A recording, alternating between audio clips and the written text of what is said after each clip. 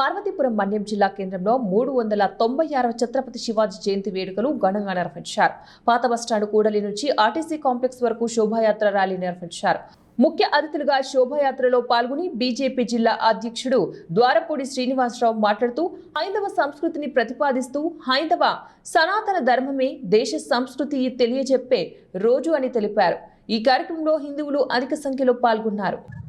భారతదేశం యావత్తు ఈ రోజు హైందవ సంస్కృతిని ప్రతిబింబిస్తూ హైందవమే సనాతన ధర్మమే భారతదేశానికి మూల పెట్టుబడి, సనాతన ధర్మమే ఈ దేశ సంస్కృతిని తెలియజెప్పే రోజు.